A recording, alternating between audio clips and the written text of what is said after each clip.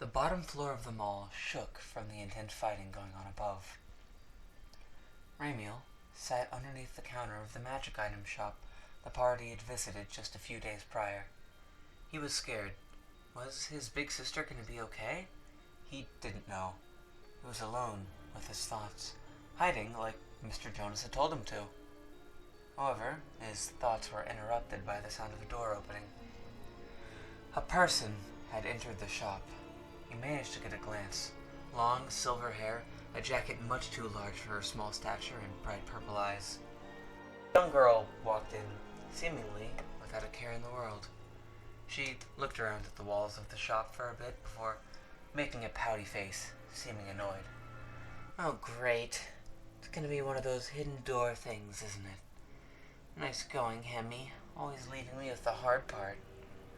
Oh well, I guess I'll just have to keep looking till I... Her head turned towards the counter. She heard breathing? Did one of the demons make its way in here? She stepped over to the counter, peering over it. Ramiel scooted back, trying to hide in the bottom shelf of the counter as best he could, squeezing his eyes shut. Hello? The girl craned her neck over, and as Ramiel slowly opened his eyes, they widened in shock, seeing her eyes staring directly into his, glowing purple irises gleaming in the dark room. Hi there! Now, what is a kid like you doing in here? You're not old enough to be sneaking out in a rebellious phase yet. Ramiel tensed up, jolting back from out of the shelf and against the wall, taking out a dagger and pointing it at the woman. Whoa! Hey there, Tiger, there's no need for that.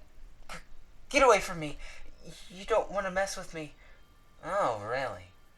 Terrifying. She steps a bit closer, smiling down at him.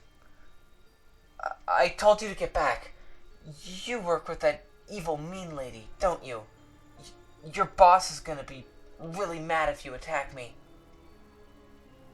Oh, really? So, which one are you with then? The Iris Foundation or the Schattenmateur? I'm a Stellar Knight. The girl's smile turns into a frown as she leans back a little. Oh.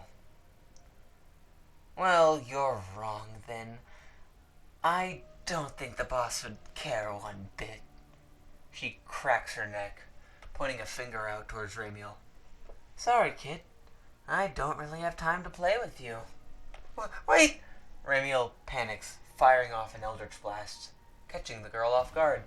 She steps back a bit, as does Ramiel, backing up against the glass door. Whoa there! You actually have a stone. Look at that. Man, I really wish I could play with you. Oh, well, a little bit won't hurt. What are you? Ramiel opens his third eye just in time to read her mind. He quickly moves his head to the left, dodging a blast of acid, it just barely whizzing by his ear. Ramiel quivers in fear, though he stands his ground, two spectral arms sprouting from his back. The girl doesn't let up, though, jumping forward towards Ramiel, throwing a punch his way. He manages to dodge it, but is then quickly hit in the gut by a kick, knocking him through the door and into a wall. The girl just happily walks over, preparing another acid beam in her hand and about to fire when Ramiel weakly sticks up his spectral hands, firing a lightning bolt to counter it. The girl steps back, her smile slowly returning. Wow, you're so strong for such a young kid. This is fun. I haven't had a good playmate in a while.